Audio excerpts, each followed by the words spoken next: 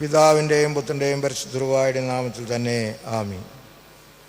അഭിയന്നരായ സഹോദര മെത്രാപ്പോലീത്തന്മാരെ, വന്യരായ റമ്പാച്ചന്മാരെ, പ്രിയപ്പെട്ട കോറപ്പിസ്കോപ്പമാരെ, വൈദിക ശ്രേഷ്ഠരെ, ഷമ്മാശന്മാരെ, വൈദിക വിദ്യാർത്ഥികളെ, ഈ ആരാധനയിൽ പങ്കെടുക്കുന്ന സഹോദരീ സഹോദരങ്ങളെ, മാധ്യമ സുഹൃത്തുക്കളെ, 112 വർഷങ്ങൾക്ക് മുൻപ് നമ്മുടെ സാധാരണ കണ്ണുകൾക്ക് അപ്രത്യക്ഷമായ മഹാപരിശുദ്ധനായി നമ്മുടെ ജീവിതത്തിൽ നമുക്ക് അനുഭവപ്പെടുന്ന പരിമല തിരുമേനിയുടെ 112ാമത്തെ ഓർമ്മ പെരുന്നാൾ ഒരാഴ്ചയായി നാം ആചരിക്കുകയും ആഘോഷിക്കുകയും ചെയ്യുകയാണ്. ഇന്ന് വിശുദ്ധ ബലിയർപ്പണവും തുടർന്നുള്ള പ്രദക്ഷിണങ്ങളും ഒക്കെ അവസാനിക്കുമ്പോൾ ഈ പെരുന്നാൾ ആഘോഷവാരം പൂർത്തീകരിക്കപ്പെടുകയാണ്. എന്താണ് പരിശുദ്ധ പരിമല തിരുമേനി നമുക്ക് നൽകിയത് എന്ന് ഈ സമയത്ത് അല്പമായി ചിന്തിക്കുന്നത് നല്ലതായിരിക്കുമെന്ന് ഞാൻ വിചാരിക്കുകയാണ്. ഞങ്ങൾ മേൽപ്പട്ടക്കാരൊക്കെ ദൈവത്തെക്കുറിച്ച് ധാരാളം പറഞ്ഞു കൊടുക്കുന്നവരാണ്. വൈദിക ഗണങ്ങൾ ദൈവത്തെക്കുറിച്ച് ധാരാളം പഠിപ്പിക്കുന്നവരാണ്. പരിശുദ്ധ പരിമല തിരുമേനി ദൈവത്തെക്കുറിച്ച് പറഞ്ഞു കൊടുക്കുന്നതിനേക്കാൾ ഉപരിയായി സാധാരണക്കാർക്ക് അദ്ദേഹം പകർന്നു കൊടുക്കുകയായിരുന്നു. പറഞ്ഞു കൊടുക്കലും പകർന്നു കൊടുക്കലും രണ്ടാണ്. പറഞ്ഞു കൊടുക്കുക എന്ന് പറയുന്നത് ബുദ്ധിപരമായ ഒരു പ്രക്രിയയാണെങ്കിൽ, ദൈവത്തെ പകർന്നു കൊടുക്കുക എന്ന് പറയുന്നത് ജീവിതം കൊണ്ടുള്ള പ്രക്രിയയാണ്. അതാണ് പരിശുദ്ധ പരിമല തിരുമേനി നിർവഹിച്ചത് എന്നാണ് എൻ്റെ വിചാരം. അദ്ദേഹം ദൈവത്തെ മറ്റുള്ളവർക്ക് പകർന്നു കൊടുത്തില്ലായിരുന്നുവെങ്കിൽ ഒരുപക്ഷെ ഇത്രയും ജനസഹസ്രം ഈ ദേവാലയത്തിൽ ഇന്നത്തെ വാർഷിക ഓർമ്മ പെരുന്നാളിനെ തടിച്ചുകൂടുകയില്ലായിരുന്നു. ഒരാഴ്ചയോളമായി ഇവിടെ കടന്നു വരുന്ന വിശ്വാസികളുടെ എണ്ണമെടുത്താൽ അത് എളുപ്പമല്ല, അത് എണ്ണിയെടുക്കാൻ.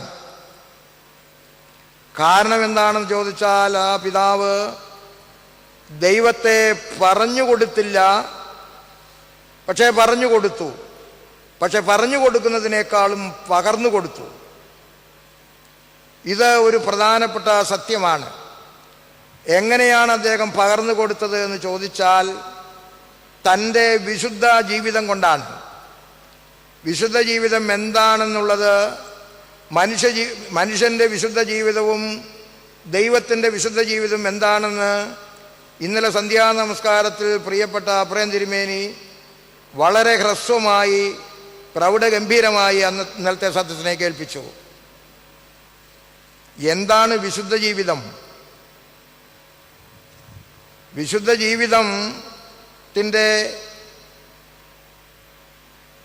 ധാർമ്മിക ബുദ്ധിപരമായ കാര്യങ്ങളൊക്കെ നമുക്ക് കണ്ടുപിടിക്കാൻ സാധിക്കും. നാം സാധാരണ ശരീരത്തിൽ അഴുക്ക് വന്നാൽ കുളിക്കുകയാണ് ചെയ്യുന്നത്. സോപ്പ് തേച്ച് കുളിക്കുന്നവരുണ്ട്, പയറിൻ്റെ പൊടി തേച്ച് കുളിക്കുന്നവരുണ്ട്, അഴുക്ക് പോകാൻ കുളിക്കും. ഞാൻ ഇന്നലെ എവിടെയോ പ്രസംഗിച്ചു, മലയാളികൾ 2 നേരം കുളിക്കുന്നവരാണെന്ന വെപ്പ്. പക്ഷേ തെരുവിലിറങ്ങിയാൽ അവൻ കുളിക്കുന്നവനാണെന്ന് ഒരിക്കലും തോന്നുകയില്ല. എല്ലാ അഴുക്കുകളും എല്ലാ മാലിന്യങ്ങളും തെരുവുകളിലേക്ക് വലിച്ചെറിയുവാനുള്ള സംസ്കാരമാണ് നമ്മളിലുള്ളത്. പക്ഷേ തെരുവിലേക്ക് വലിച്ചെറിയുന്ന മാലിന്യങ്ങളെക്കാൾ കൂടുതലാണ് നമ്മുടെ ഉള്ളിൻ്റെ ഉള്ളിൽ നിറഞ്ഞു നിൽക്കുന്ന മാലിന്യങ്ങൾ എന്നത് മറന്നു പോകരുത്. പരിശുദ്ധ പരിമല തിരുമേനി വിശുദ്ധ ജീവിതം നയിച്ചു എന്ന് പറയുമ്പോൾ എന്താണ് വിശുദ്ധ ജീവിതം എന്നുള്ളത് നമ്മൾ ഓർത്തിരിക്കണം. നമ്മുടെ ശരീരത്തെ വിശുദ്ധീകരിക്കുവാനുള്ള പ്രക്രിയ ദൈവം നമുക്ക് ശരീരങ്ങളിലൂടെ തന്നെ അതിന് ഒരു സംവിധാനം ഉണ്ടാക്കിയിട്ടുണ്ട്. നമ്മുടെ രക്തത്തെ ശുദ്ധീകരിക്കുവാൻ, നമ്മുടെ ഉള്ളിലെ എല്ലാ മാലിന്യങ്ങളെയും അടിച്ചു വാരി പുറത്ത് കളയുവാനുള്ള ഒരു അവയവമാണ് വൃക്ക എന്ന് പറയുന്നത്. വൃക്ക നേരെയും ചൊവ്വയും പ്രവർത്തിക്കുന്നില്ല എങ്കിൽ അവന് ഡയാലിസിസ് വേണ്ടി വരും. ഡയാലിസിസ് ശരിയായി പ്രവർത്തിച്ചില്ലെങ്കിൽ അവൻ വളരെ പെട്ടെന്ന് മേലോട്ട് പോകും. ഞാൻ പറഞ്ഞത്, ദൈവത്തെ പകർന്നു കൊടുക്കണമെങ്കിൽ ആധ്യാത്മികമായ ജീവിതം കൊണ്ട് മാത്രമേ സാധിക്കുകയുള്ളൂ. ആധ്യാത്മികമായ ജീവിതം എന്ന് പറയുന്നത് എളുപ്പമല്ല. It is N on going process. ഒരു ദിവസം കൊണ്ട് അത് സാധ്യമല്ല, 2 ദിവസം കൊണ്ട് സാധിക്കയില്ല. ജീവിതാന്ത്യത്തോളം ഈ വിശുദ്ധീകരണ പ്രക്രിയ നമ്മുടെ ഉള്ളിനുള്ളിൽ ഉണ്ടാകണം. ആ പ്രക്രിയയ്ക്ക് എപ്പോഴെങ്കിലും തടസ്സം നേരിട്ടാൽ മനുഷ്യൻ മരിച്ചു പോകുമെന്നുള്ളതാണ് വസ്തുത. അതുകൊണ്ട് പരിശുദ്ധ പരിമല തിരുമേനി ആധ്യാത്മികമായ ജീവിതത്താൽ ദൈവത്തെ പകർന്നു കൊടുത്തു. അതുകൊണ്ട് അദ്ദേഹം ദൈവത്തിൻ്റെ സ്നേഹിതനായപ്പോൾ അദ്ദേഹം ആവശ്യപ്പെടുന്നത് എല്ലാം ദൈവം നൽകുകയാണ്, അൺകണ്ടീഷണലായിട്ട് നൽകുകയാണ്. ആ ധാരണ കൊണ്ടാണ് നമ്മളിവിടെ തടിച്ചു കൂടുന്നത്. നമ്മൾ പറഞ്ഞാൽ എന്താ ദൈവം കേൾക്കാത്തത്? നിങ്ങൾ എന്തെല്ലാം പറഞ്ഞു കാണും. ഞാനൊരു 100,000 കാര്യം ദൈവത്തോട് പറഞ്ഞിട്ടുണ്ട്. വലുതൊക്കെ ചെറുതായിട്ടൊക്കെ കിട്ടിയെന്നല്ലാതെ കാര്യമായിട്ടൊന്നും കിട്ടുന്നില്ല. പരിശുദ്ധ പരിമല തിരുമേനി ദൈവത്തിൻ്റെ സ്നേഹിതനായി തീർന്നപ്പോൾ അദ്ദേഹത്തിന് സ്നേഹിതനായതുകൊണ്ട് അദ്ദേഹം പറയുന്നത് തമ്പുരാൻ കൊടുക്കുകയാണ്. ഈ മോശയും യഹോവയും തമ്മിൽ ഇടയ്ക്ക് കശപിശ കൂടുന്നുണ്ട്. മോശ പറയും, ഈ മനുഷ്യരെ കൊണ്ട് ഞാൻ വലഞ്ഞു, എല്ലാത്തിനെയും ഞാൻ ശരിപ്പെടുത്തും എന്നൊക്കെ പറയുമ്പോഴും യഹോവ മോശയെ തണുപ്പിക്കും. ചിലപ്പോൾ യഹോവ ചൂട് പിടിക്കുന്നുണ്ട്. ഈ മരുഭൂമിയിൽ ഒറ്റൊന്നിനെയും ഞാൻ വെച്ചേക്കുകയല്ല. അപ്പോൾ മോശ പറഞ്ഞു, അങ്ങനെ ചെയ്യാൻ പാടില്ല. ജാതികളുടെ ദേവന്മാർ നിന്നെ പരിഹസിക്കും. ഇത്രയും ദൂരം ഈ ജനങ്ങളെ കൊണ്ടുവന്ന് മരുഭൂമി വെച്ച് നീ കൊന്നുകളഞ്ഞാൽ നിന്റെ സൽപ്പേരിന് കളങ്കം തട്ടും എന്ന് ഞാൻ പറയുന്നതിന് അധികപ്പറ്റാണ്. വേദപുസ്തകം വായിച്ചാലുള്ള ഒരു സ്പിരിറ്റ് ഞാൻ പറയുകയാണ്. അങ്ങനെ സ്നേഹിതന്മാർ തമ്മിലുള്ള സംഭാഷണമാണ് അവിടെ. ഈ സംഭാഷണമാണ് വിശുദ്ധ ജീവിതത്തിലൂടെ പരിമല തിരുമേനി നേടിയെടുത്തത്. ഒരു കാര്യം ഞാൻ ഓർമ്മിപ്പിക്കാം. ഒരു സഭയെ സംബന്ധിച്ചിടത്തോളം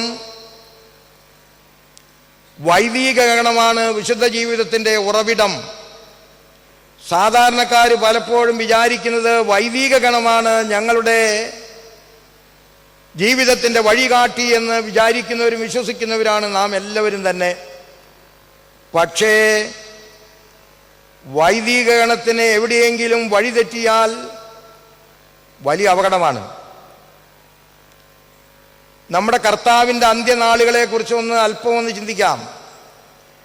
എന്തുകൊണ്ടാണ് യേശുക്രിസ്തു കുരിശിലേറ്റപ്പെട്ടത്? അമ്മായിയപ്പനും മരുമകനും കൂടിയുള്ള ഗൂഢാലോചനയാണ്. ഹന്നാവ്, കയ്യാഫാവ് എന്ന് പറയുന്ന 2 മഹാപുരോഹിതന്മാരുടെ ഗൂഢാലോചന കൊണ്ടാണ് യേശുക്രിസ്തു കൊല്ലപ്പെട്ടത്. ഞാൻ പറയും, പൗരോഹിത്യം വഴിതെറ്റിയാൽ യേശുക്രിസ്തു കൊല്ലപ്പെടും. ഹന്നാവും കയ്യാഫാവും നേരെ നിന്നിരുന്നെങ്കിൽ പീലാത്തോസിനെ നീതി നടത്തുവാൻ ഒരു പ്രയാസവും ഉണ്ടാകുമായിരുന്നില്ല. പീലാത്തോസ് ഈ 2 മഹാപുരോഹിതന്മാരുടെ ഗൂഢാലോചനയിൽ ഞെരുങ്ങുകയാണ്, നീതി നടത്താനാകാതെ. പ്രിയപ്പെട്ട ഭാര്യ അദ്ദേഹത്തിൻ്റെ കാതുകളിൽ ഉപദേശിച്ചെങ്കിലും അദ്ദേഹത്തിനെ നീതി നടത്താൻ ഒത്തില്ല. കാരണം ഹന്നാവും കയ്യാഫാവും മഹാപുരോഹിതന്മാർ വഴിതെറ്റിക്കഴിഞ്ഞു. അതുകൊണ്ട് പീലാത്തോസിനെ നീതി നടത്താൻ ഒത്തില്ല. പീലാത്തോസിനെ നീതി നടത്താൻ ഒക്കാതെ വന്നപ്പോൾ ജനങ്ങൾ വഴിതെറ്റി. ഞായറാഴ്ച ദിവസം രാജാവേ എന്ന് സംബോധന ചെയ്ത ജനങ്ങൾ വെള്ളിയാഴ്ച വന്നപ്പോൾ കള്ളൻ്റെ കള്ള എന്ന് സംബോധന ചെയ്തു. അതിൻ്റെ പിന്നിൽ ആരാണ് പ്രവർത്തിച്ചത്? ഹന്നാവും കയ്യാഫാവും വഴിതെറ്റിപ്പോയില്ലായിരുന്നുവെങ്കിൽ യേശുക്രിസ്തു കൊല്ലപ്പെടുകയില്ലായിരുന്നു. പക്ഷേ യേശുക്രിസ്തുവിന് കൊല്ലപ്പെടണമെങ്കിൽ മറ്റൊരു മാർഗം യേശുക്രിസ്തു കണ്ടുപിടിക്കുമായിരുന്നു. മറ്റൊരു കാര്യം, ഇതെല്ലാം വിശുദ്ധ ജീവിതത്തിൻ്റെ വഴികാട്ടികളായി മുന്നോട്ട് പോകേണ്ടവരിൽ നിന്ന് ജനം പ്രതീക്ഷിക്കുന്നു, ദൈവം പ്രതീക്ഷിക്കുന്നു. പൗരോഹിത്യം വഴിതെറ്റിയാൽ യേശുക്രിസ്തു കൊല്ലപ്പെടും, ഒരു സംശയവുമില്ല. അതിനെ പൗരോഹിത്യം വിശുദ്ധിയുടെ നിറകുടമായി മുന്നോട്ട് പോകണം. എന്നാൽ പൗരോഹിത്യത്തെ നിയന്ത്രിക്കേണ്ടത് പൗരോഹിത്യം തന്നെയാണ്.